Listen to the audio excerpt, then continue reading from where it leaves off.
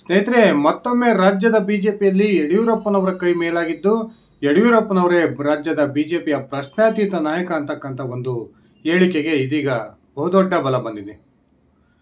ವಿಧಾನ ಪರಿಷತ್ತಿನ ವಿರೋಧ ಪಕ್ಷದ ನಾಯಕನ ಆಯ್ಕೆಗೆ ಸಂಬಂಧಪಟ್ಟಂತೆ ಬಿಜೆಪಿಯ ಹೈಕಮಾಂಡ್ ಇದೀಗ ಯಡಿಯೂರಪ್ಪನವರ ಮಾತಿಗೆ ಸಂಪೂರ್ಣ ಬೆಲೆಯನ್ನು ಕೊಟ್ಟಿದ್ದು, ಯಡಿಯೂರಪ್ಪನವರ ವಿರೋಧಿ ಬಣವಾಗಿರ್ತಕ್ಕಂಥ BL ಸಂತೋಷ್ ಬಣಕ್ಕೆ ಬಹುದೊಡ್ಡ ಒಂದು ಆತಂಕವನ್ನು ತಂದಿಟ್ಟಿದೆ.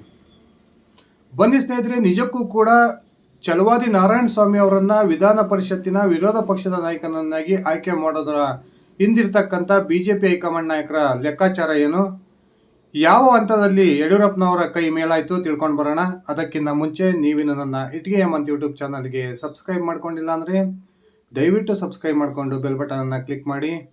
ನಾನು ಕೊಡ್ತಕ್ಕಂಥ ಮಾಹಿತಿ ನಿಮ್ಗೆ ಇಷ್ಟ ಆಗಿದ್ರೆ ಈ ವಿಡಿಯೋಗೆ ಲೈಕ್ ಮಾಡಿ, ಶೇರ್ ಮಾಡಿ, ಕಮೆಂಟ್ ಮಾಡಿ.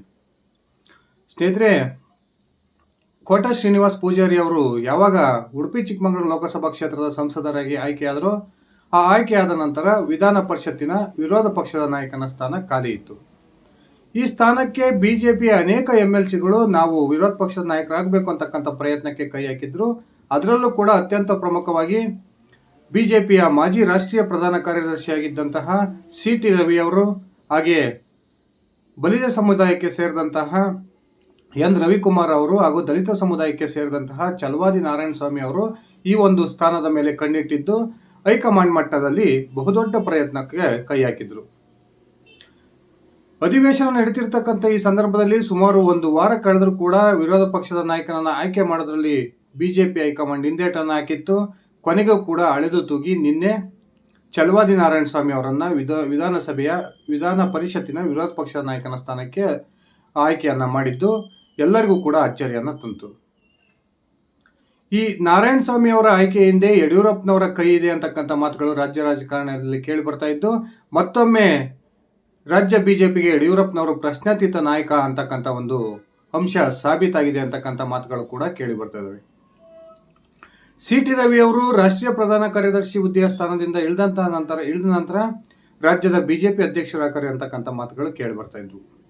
ಆದರೆ ಬಿಜೆಪಿ ಹೈಕಮಾಂಡ್ ಅಳೆದು ತೂಗಿ BY ವಿಜಯೇಂದ್ರ ಅವರಿಗೆ ರಾಜ್ಯಾಧ್ಯಕ್ಷನ ಪಟ್ಟವನ್ನು ಕೊಡ್ತು. ಅದಾದ ನಂತರ ಉಡುಪಿ ಚಿಕ್ಕಮಗಳೂರು ಲೋಕಸಭಾ ಕ್ಷೇತ್ರದಲ್ಲಿ ಈ ಬಾರಿ ನಾನು ಬಿಜೆಪಿ ಅಭ್ಯರ್ಥಿಯಾಗಿ ಸ್ಪರ್ಧೆ ಮಾಡಬೇಕು ಅಂತಕ್ಕಂಥ ಆಕಾಂಕ್ಷೆಯನ್ನ CT ರವಿ ಅವರು ಹೊಂದಿದ್ರು. ಅದಕ್ಕೂ ಕೂಡ ಬಿಜೆಪಿ ಹೈಕಮಾಂಡ್ ತಣ್ಣೀರೇರಿಸಿತು. ಕೊನೆಗೆ ಲೋಕಸಭಾ ಚುನಾವಣೆಯ ಪ್ರಚಾರ ಸಭೆಯ ವೇಳೆಯಲ್ಲಿ ಸ್ವತಃ ಯಡಿಯೂರಪ್ಪನವರು ಶೀಘ್ರದಲ್ಲಿಯೇ CT ರವಿ ಅವರಿಗೆ ಒಂದು ಉನ್ನತವಾದ ಸ್ಥಾನಮಾನ ಸಿಗುತ್ತೆ ಅಂತಕ್ಕಂಥ ಒಂದು ಘೋಷಣೆಯನ್ನ ಮಾಡಿದ್ರು. ಯಡಿಯೂರಪ್ಪನವರು ಈ ಘೋಷಣೆ ಹಿಂದೆ ಬಹುತೇಕ CT ರವಿ ಅವರನ್ನ ವಿಧಾನ ಪರಿಷತ್ತಿನ ವಿರೋಧ ಪಕ್ಷದ ನಾಯಕನನ್ನಾಗಿ ಮಾಡಬಹುದು ಅಂತಕ್ಕಂಥ ಮಾತುಗಳು ರಾಜ್ಯ ರಾಜಕೀಯದಲ್ಲಿ ಕೇಳಿ ಬರ್ತಾ ಇದ್ವು. ಕೊನೆಗೆ ವಿಧಾನ ಪರಿಷತ್ತಿಗೆ ವಿರೋಧ ಪಕ್ಷದ ನಾಯಕನನ್ನ ಆಯ್ಕೆ ಮಾಡತಕ್ಕಂಥ ಸಂದರ್ಭದಲ್ಲಿ ರಾಷ್ಟ್ರೀಯ ಬಿಜೆಪಿ ನಾಯಕರ ಮುಂದೆ 3 ಆಯ್ಕೆಗಳನ್ನ ಯಡಿಯೂರಪ್ಪನವರು ಮುಂದಿಟ್ಟಿದ್ರು ಅಂತಕ್ಕಂಥ ಮಾಹಿತಿಗಳು ಲಭ್ಯವಾಗಿದ್ದು, N ರವಿಕುಮಾರ್ ಹಾಗೂ ದಲಿತ ಸಮುದಾಯಕ್ಕೆ ಸೇರಿದ ಛಲವಾದಿ ನಾರಾಯಣ ಸ್ವಾಮಿ ಅವರ ಹೆಸರುಗಳು ಬಲವಾಗಿ ಕೇಳಿ ಬರ್ತಾ ಇದ್ವು. ಈ 2 ಹೆಸರುಗಳ ಹೊರತಾಗಿ CT ರವಿ ಕೂಡ RSS ನಾಯಕರ RSS ಮುಖಂಡರ ಒಂದು ಸಹಾಯವನ್ನ ಪಡೆದು ರಾಷ್ಟ್ರೀಯ ಬಿಜೆಪಿ ನಾಯಕರ ಮೇಲೆ ಒಂದು ಒತ್ತಡವನ್ನು ಹಾಕಿ ನಾನು ವಿಧಾನ ಪರಿಷತ್ತಿಗೆ ವಿರೋಧ ಪಕ್ಷದ ನಾಯಕನಾಗಬೇಕು ಅಂತಕ್ಕಂಥ ಒಂದು ಒತ್ತಡವನ್ನು ಹಾಕಿಸಿದ್ರು. ಅದಷ್ಟೇ ಅಲ್ಲದೆ BS ಯಡಿಯೂರಪ್ಪನವರ ವಿರೋಧಿ ಎಂದೇ ಗುರುತಿಸಿಕೊಂಡಿರ್ತಕ್ಕಂಥ BL ಸಂತೋಷ್ ಅವರು ಕೂಡ ಈ CT ರವಿ ಅವರ ಪರವಾಗಿ ಬ್ಯಾಟಿಂಗ್ ಅನ್ನ ಮಾಡಿದ್ರು ಅಂತಕ್ಕಂಥ ಮಾಹಿತಿಗಳು ಇದಾವೆ.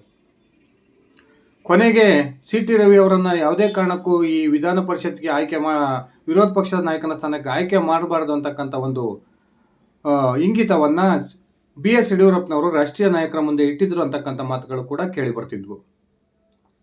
ನಿನ್ನೆ ಇದ್ದಕ್ಕಿದ್ದಾಗೆ ಛಲವಾದಿ ನಾರಾಯಣ ಸ್ವಾಮಿ ಅವರನ್ನ ವಿಧಾನ ಪರಿಷತ್ತಿನ ವಿರೋಧ ಪಕ್ಷದ ನಾಯಕನನ್ನಾಗಿ ಆಯ್ಕೆ ಮಾಡೋದ್ರ ಮೂಲಕ ರಾಷ್ಟ್ರೀಯ ಬಿಜೆಪಿ ನಾಯಕರು CT ರವಿ ಅವರ ಜೊತೆಗೆ BL ಸಂತೋಷ್ ಅವರಿಗೂ ಕೂಡ ಬಹುದೊಡ್ಡ ಶಾಕನ್ನು ಕೊಟ್ಟಿದ್ದಾರೆ ಅಂತಕ್ಕಂಥ ಮಾತುಗಳು ಕೂಡ ಈಗ ಚರ್ಚೆ ಆಗ್ತಿದ್ದಾವೆ. ಹಾಗಾದ್ರೆ ಛಲವಾದಿ ನಾರಾಯಣ ಸ್ವಾಮಿ ಅವರನ್ನೇ ಯಾಕೆ ವಿರೋಧ ಪಕ್ಷದ ನಾಯಕನನ್ನ ಆಯ್ಕೆ ಮಾಡ್ತು ಬಿಜೆಪಿ ಹೈಕಮಾಂಡ್? ಇದರಿಂದ ಪ್ರಬಲವಾದ ಒಂದು ಕಾರಣವನ್ನು ಇದೆ ಸ್ನೇಹಿತರೆ. ಬಿಜೆಪಿ ಏನು ಅಹಿಂದ ಹೆಸರಿನಲ್ಲಿ ಅಧಿಕಾರಕ್ಕೆ ಬಂದಿರತಕ್ಕಂಥ ಈ ಸಿದ್ದರಾಮಯ್ಯನವರನ್ನ ಈಗ ಬಿಜೆಪಿ ಇವರೊಬ್ಬರು ದಲಿತ ವಿರೋಧಿ ಅಂತಕ್ಕಂಥ ಒಂದು ಅಂಶವನ್ನು ಇಟ್ಕೊಂಡು ಅವರನ್ನ ಹಿಮ್ಮೆಟ್ಟಿಸ್ತಕ್ಕಂಥ ಕೆಲಸಕ್ಕೆ ವಿಧಾನಮಂಡಲದ 2 ಎರಡೂ ಮಂಡಲಗಳಲ್ಲಿ ಸಿದ್ದರಾಮಯ್ಯನವರ ವಿರುದ್ಧ ಮುಗಿಬೀಳ್ತಿದ್ದಾವೆ. ಈಗಾಗಲೇ ದಲಿತ ಸಮುದಾಯಕ್ಕೆ ಸೇರಿದ ಹಣವನ್ನು ಕಾಂಗ್ರೆಸ್ ಸರ್ಕಾರ ದುರ್ಬಳಕೆ ಮಾಡಿಕೊಂಡಿದೆ. ಆ ಮೂಲಕ ಸಿದ್ದರಾಮಯ್ಯನವರು ಮಾತಿಗಷ್ಟೇ ನಾನು ಅಹಿಂದ ನಾಯಕ ಅಂತ ಹೇಳ್ಕೊಳ್ತಾರೆ. ಸಂಪೂರ್ಣವಾಗಿ ದಲಿತ ವಿರೋಧಿ ನೀತಿಯನ್ನು ಸಿದ್ದರಾಮಯ್ಯನವರು ಅನುಸರಿಸ್ತಾ ಇದ್ದಾರೆ ಅಂತಕ್ಕಂಥ ಒಂದು ವಾಗ್ದಾಳಿಯನ್ನು ಏನು ಬಿಜೆಪಿಯ ನಾಯಕರು ಮಾಡ್ತಾ ಇದ್ದಾರೆ.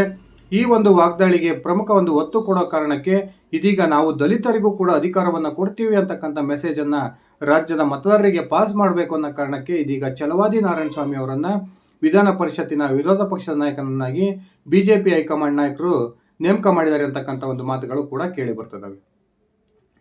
ಈ ಮೂಲಕ ಸಿಎಂ ಸಿದ್ದರಾಮಯ್ಯನವರ ವಿರುದ್ಧ ದಲಿತಾಸ್ತ್ರ ಪ್ರಯೋಗಕ್ಕೆ ಬಿಜೆಪಿ ಹೈಕಮಾಂಡ್ ಮುಂದಾಗಿದೆ ಅಂತಕ್ಕಂಥ ಒಂದು ಚರ್ಚೆಗಳು ಕೂಡ ನಡೀತಿದ್ದಾವೆ. ಈ ಛಲವಾದಿ ನಾರಾಯಣಸ್ವಾಮಿ ಅವರನ್ನ ವಿರೋಧ ಪಕ್ಷದ ನಾಯಕನನ್ನಾಗಿ ಆಯ್ಕೆ ಮಾಡೋದ್ರ ಇಲ್ಲಿ ಸಂಪೂರ್ಣವಾಗ ಈ ಯಡಿಯೂರಪ್ಪನವರ ಒಂದು ಬೆಂಬಲ ನಾರಾಯಣಸ್ವಾಮಿ ಅವ್ರಿಗೆ ಇತ್ತು ಅಂತಕ್ಕಂಥ ಮಾತುಗಳು ಕೇಳಿ ಬಂದಿದ್ದು, ಸಿ.ಟಿ. ರವಿ ಅವರಿಗೆ ಯಡಿಯೂರಪ್ಪನವರು ಮತ್ತೊಮ್ಮೆ ಬಹುದೊಡ್ಡ ಶಾಕನ್ನು ಕೊಟ್ಟಿದ್ದಾರೆ. ರಾಜ್ಯದಲ್ಲಿ ಬಿಜೆಪಿಯಲ್ಲಿ ಎರಡು ಬಣ ಇರ್ತಕ್ಕಂಥದ್ದು ನಮಗೆಲ್ಲ ಗೊತ್ತೇ ಇದೆ. ಯಡಿಯೂರಪ್ಪನವರ ಪರವಾಗಿರ್ತಕ್ಕಂಥವ್ರು ಒಂದು ಬಣ ಆದರೆ ಇನ್ನೊಂದು ಯಡಿಯೂರಪ್ಪನವರು ವಿರೋಧಿ ಬಣ. ಆ ವಿರೋಧಿ ಬಣದ ನೇತೃತ್ವವನ್ನು ರಾಷ್ಟ್ರೀಯ ಪ್ರಧಾನ ಕಾರ್ಯದರ್ಶಿಗಳಾಗಿದ್ದಂತಹ ಬಿ.ಎಲ್. ಸಂತೋಷ್ ಅವರು ವಹಿಸಿಕೊಂಡಿದ್ದಾರೆ. ಸಮಯ ಸಿಕ್ಕಾಗೆಲ್ಲ ಯಡಿಯೂರಪ್ಪನವರನ್ನ ರಾಜ್ಯ ಬಿಜೆಪಿಯಲ್ಲಿ ಕಟ್ಟಿ ಹಾಕಬೇಕು, ಅವರ ಅಧಿಕಾರವನ್ನು ಮುಟುಕುಗೊಳಿಸಬೇಕು ಅಂತಕ್ಕಂಥ ಪ್ರಯತ್ನಕ್ಕೆ ಬಿ.ಎಲ್. ಸಂತೋಷ್ ಬಣ ಕೈ ಹಾಕ್ತಿರ್ತಕ್ಕಂಥ ಈ ಸಂದರ್ಭದಲ್ಲಿಯೇ ರಾಷ್ಟ್ರೀಯ ಬಿಜೆಪಿ ನಾಯಕರು ಬಿ.ಎಲ್. ಸಂತೋಷ್ ಅವರಿಗೆ ಸಿ.ಟಿ. ರವಿ ಅವರನ್ನ ಈ ಸ್ಥಾನಕ್ಕೆ ಪರಿಗಣಿಸದೇ ಇರತಕ್ಕಂಥ ಒಂದು ನಿರ್ಧಾರಕ್ಕೆ ಬಂದಿದ್ದು ಬಿ.ಎಲ್. ಸಂತೋಷ್ ಅವರಿಗೆ ಬಹುದೊಡ್ಡ ಒಂದು ಶಾಕನ್ನು ಕೊಟ್ಟಿದ್ದಾರೆ ಅಂತಕ್ಕಂಥ ಮಾತುಗಳು ಕೂಡ ಕೇಳಿ ಬರ್ತವೆ. ಇದರಿಂದ ಮತ್ತೊಮ್ಮೆ ಕರ್ನಾಟಕದ ಬಿಜೆಪಿಗೆ ಯಡಿಯೂರಪ್ಪನವರೇ ಪ್ರಶ್ನಾತೀತ ನಾಯಕ ಅಂತಕ್ಕಂಥ ಒಂದು ಭಾವನೆ ರಾಜ್ಯದ ಬಿಜೆಪಿ ಕಾರ್ಯಕರ್ತರಲ್ಲಿ ಬಂದಿದೆ. ಈಗಾಗಲೇ ಯಡಿಯೂರಪ್ಪನವರು ಚನ್ನಪಟ್ಟಣ ವಿಧಾನಸಭೆಯ ಉಪಚುನಾವಣೆಗೆ ಸಂಬಂಧಪಟ್ಟಂತೆ ಯಾವುದೇ ಕಾರಣಕ್ಕೂ ಕೂಡ ಸಿ.ಪಿ. ಯೋಗೇಶ್ವರ್ ಅವರನ್ನ ಈ ಬಾರಿಯಲ್ಲಿ ಮೈತ್ರಿ ಪಕ್ಷದ ಅಭ್ಯರ್ಥಿಯನ್ನಾಗಿ ಮಾಡೋದು ಬೇಡ ಅಂತಕ್ಕಂಥ ಒಂದು ಸ್ಪಷ್ಟ ಸಂದೇಶವನ್ನು ಕೂಡ ರಾಷ್ಟ್ರೀಯ ಬಿಜೆಪಿ ನಾಯಕರಿಗೆ ಕೊಟ್ಟಿದ್ದಾರೆ ಅಂತಕ್ಕಂಥ ಮಾಹಿತಿಗಳಿದ್ದಾವೆ. ಅದೇ ಕಾರಣಕ್ಕೆ ಇದೀಗ ಚನ್ನಪಟ್ಟಣವನ್ನು ನಾವು JDSಗೆ ಬಿಟ್ಕೊಡೋಣ ಅಂತಕ್ಕಂಥ ತೀರ್ಮಾನಕ್ಕೆ ರಾಷ್ಟ್ರೀಯ ಬಿಜೆಪಿ ನಾಯಕರು ಕೂಡ ಬಂದಿದ್ದು, ನಿನ್ನೆ ಒಂದು ಸ್ಪಷ್ಟ ಸಂದೇಶವನ್ನು ರಾಜ್ಯ ಬಿಜೆಪಿ ನಾಯಕರಿಗೆ ರವಾನಿಸಿದ್ದಾರೆ ಅಂತಕ್ಕಂಥ ವಿಷಯವನ್ನು ನಾನು ನಿನ್ನೆನೇ ಒಂದು ವಿಡಿಯೋ ಮಾಡಿ ನಿಮಗೆ ತಿಳಿಸಿದ್ದೆ ಸ್ನೇಹಿತರೆ. ಹೀಗೆ ಪದೇ ಪದೇ ಯಡಿಯೂರಪ್ಪನವರನ್ನ ಬಲವನ್ನು ಕುಗ್ಗಿಸಬೇಕು, ಆ ಮೂಲಕ ಯಡಿಯೂರಪ್ಪ ವಿರೋಧಿ ಬಣವನ್ನು ಎತ್ತುಕಟ್ಟಬೇಕು ಅಂತಕ್ಕಂಥ ಪ್ರಯತ್ನಕ್ಕೆ ಕೈ ಹಾಕಿರುವ ರಾಷ್ಟ್ರೀಯ ಬಿಜೆಪಿಯ ಪ್ರಧಾನ ಕಾರ್ಯದರ್ಶಿಯಾಗಿದ್ದಂತಹ ಬಿ.ಎಲ್. ಸಂತೋಷ್ ಅವರಿಗೆ ಬಿಜೆಪಿ ಹೈಕಮಾಂಡ್ ಮತ್ತೊಮ್ಮೆ ಶಾಕನ್ನು ಕೊಟ್ಟಿದ್ದು, ಯಡಿಯೂರಪ್ಪನವರನ್ನ ರಾಜ್ಯದ ಬಿಜೆಪಿಯ ಪ್ರಶ್ನಾತೀತ ನಾಯಕ ಅಂತಕ್ಕಂಥ ಒಂದು ಬಿಂಬಿಸೋದಕ್ಕೆ ಹೊರಟಿದೆ ಅಂತಕ್ಕಂಥ ಮಾತುಗಳು ಕೂಡ ಚಾಲ್ತಿಯಲ್ಲಿದ್ದಾವೆ. ಸ್ನೇಹಿತರೆ, ಅತ್ಯಂತ ಹೆಚ್ಚು ಆಕಾಂಕ್ಷೆಯನ್ನು ಇಟ್ಕೊಂಡು ರಾಜ್ಯದ ವಿಧಾನ ಪರಿಷತ್ತಿನ ವಿರೋಧ ಪಕ್ಷದ ನಾಯಕನಾಗಬೇಕು ಅಂತಕ್ಕಂಥ ಆಸೆಯನ್ನು ಇಟ್ಕೊಂಡಿದ್ದಂತಹ ಸಿ.ಟಿ. ರವಿ ಅವರಿಗೆ ಬಿಜೆಪಿ ಹೈಕಮಾಂಡ್ ಬಹುದೊಡ್ಡ ಆಘಾತವನ್ನು ಕೊಟ್ಟಿದ್ದು, ಸಿ.ಟಿ. ರವಿ ಅವರ ಮುಂದಿನ ನಡೆ ಏನಿರುತ್ತೆ ಅಂತಕ್ಕಂಥದ್ದು ಅತ್ಯಂತ ಆಶ್ಚರ್ಯಕ್ಕೆ ಕಾರಣವಾಗಿದೆ. ಸ್ನೇಹಿತರೆ, ನಿಮ್ಮ ಅಭಿಪ್ರಾಯದ ಪ್ರಕಾರ ವಿಧಾನ ಪರಿಷತ್ತಿನ ವಿರೋಧ ಪಕ್ಷದ ನಾಯಕನ ಸ್ಥಾನಕ್ಕೆ ಛಲವಾದಿ ನಾರಾಯಣಸ್ವಾಮಿ ಅವರ ಆಯ್ಕೆ ಸೂಕ್ತವಾಗಿದೆಯಾ ಅಥವಾ ಸಿ.ಟಿ. ರವಿ ಅವರನ್ನು ಈ ಸ್ಥಾನಕ್ಕೆ ಆಯ್ಕೆ ಮಾಡಬೇಕಿತ್ತಾ? ನಿಮ್ಮ ವೈಯಕ್ತಿಕ ಅಭಿಪ್ರಾಯ ಏನಿದೆ ದಯವಿಟ್ಟು ಕಮೆಂಟ್ ಮಾಡಿ. ಇದಿಷ್ಟ ಆಗಿತ್ತು ಸ್ನೇಹಿತರೆ ನನ್ನ ಇವತ್ತಿನ ಈ ವಿಡಿಯೋ. ನಾನು ಕೊಟ್ಟಿರ್ತಕ್ಕಂಥ ಮಾಹಿತಿ ನಿಮ್ಗೆ ಇಷ್ಟ ಆಗಿದ್ದರೆ ಈ ವಿಡಿಯೋಗೆ ಲೈಕ್ ಮಾಡಿ, ಶೇರ್ ಮಾಡಿ, ಕಮೆಂಟ್ ಮಾಡಿ. ನೀವೇನು ನನ್ನ ಇಟಿಗೆ ಮತ್ತು ಯೂಟ್ಯೂಬ್ ಚಾನಲ್ಗೆ ಸಬ್ಸ್ಕ್ರೈಬ್ ಮಾಡ್ಕೊಂಡಿಲ್ಲ ಅಂದರೆ ದಯವಿಟ್ಟು ಸಬ್ಸ್ಕ್ರೈಬ್ ಮಾಡಿಕೊಂಡು ಬೆಲ್ ಬಟನನ್ನು ಕ್ಲಿಕ್ ಮಾಡಿ. ಧನ್ಯವಾದಗಳು ಸ್ನೇಹಿತರೆ, ಶುಭ ದಿನ.